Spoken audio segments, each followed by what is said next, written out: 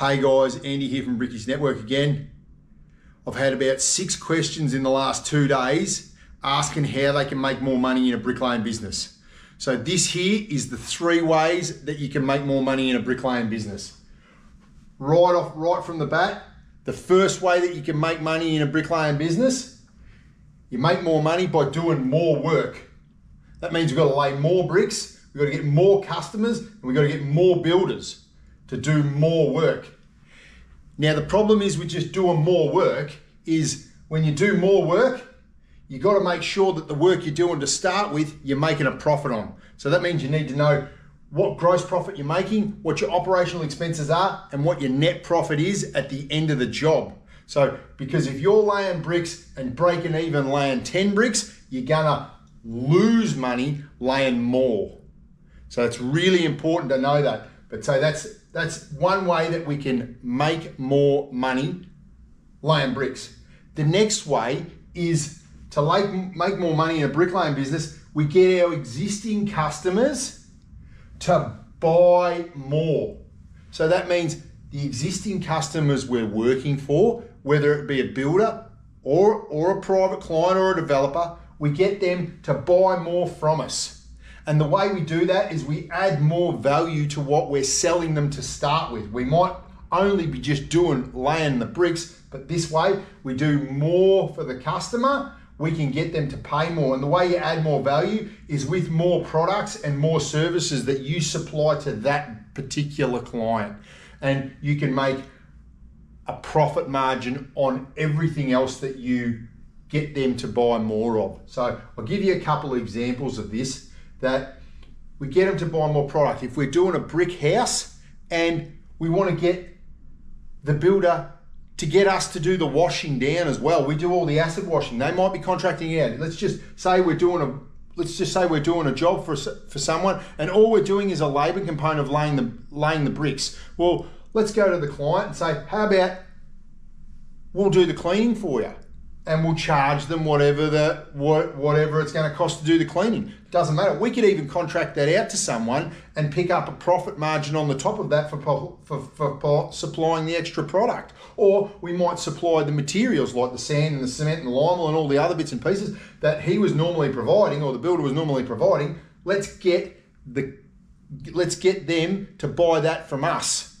So we're getting them to buy it from us, and we can pick up a profit margin on it. And then let's just say we can supply the bricks as well.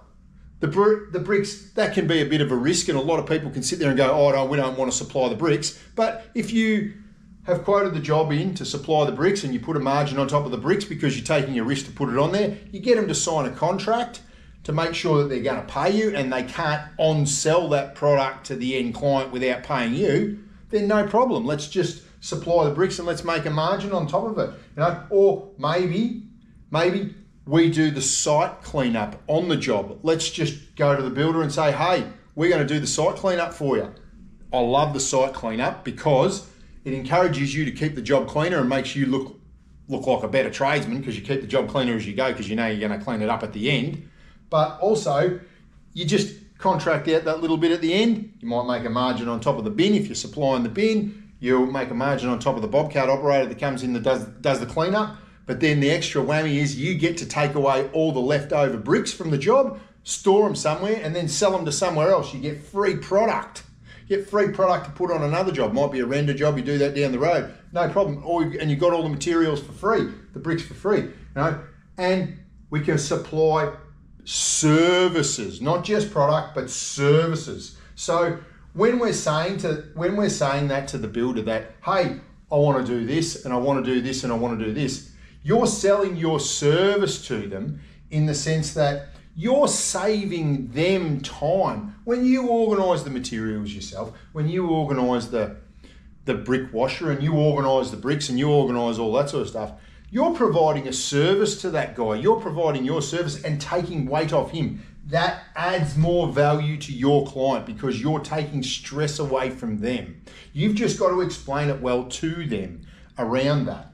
But this is where I think getting more customers to buy stuff is so much more valuable than just whatever you make off them. Because we've all been stuck on a job where The builder or the developer is supplying the bricks, the sand, the materials. We rock up on a Monday morning for the job and the bloody sand's not there. We've got four brickies standing around waiting for sand that was supposed to be there at 7:30 in the morning and didn't turn up till 9.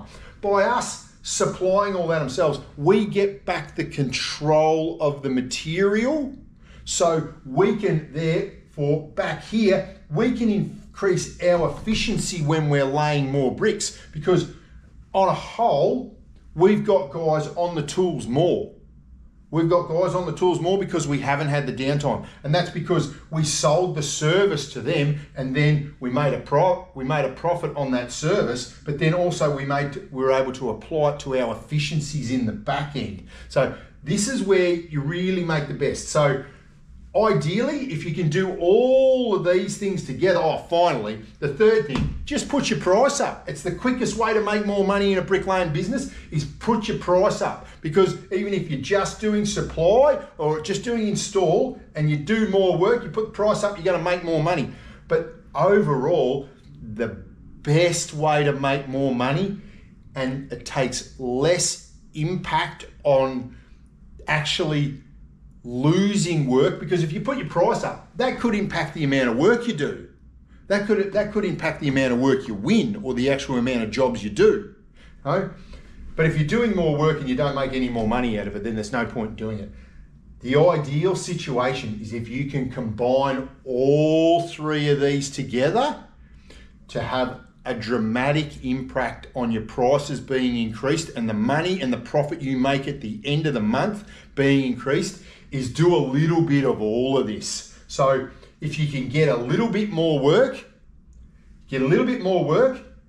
making sure that you're making a profit on the work that you're doing, a little bit more work, get your existing customers to buy a few more things off you and put your price up a little bit. No one really notices the price up a little bit, even if it's only up 10 cents on every brick that you're laying, you put that up, then that can be absorbed and costed into the job. But when you add in this little bit of extra profit here and you can do a little bit more work, overall, it can have a huge impact on how you make more money. That's how I teach people from that come to the Brickies Network about how to make more money and how to implement those things into their business. Hopefully this information's been really good for you. If you're interested in knowing more about Brickies Network, jump on brickiesnetwork.com. Give me a call on 1300 Trowel and we can talk about what else we can implement into your bricklaying business that can dramatically advantage you in the long run. Cheers, guys.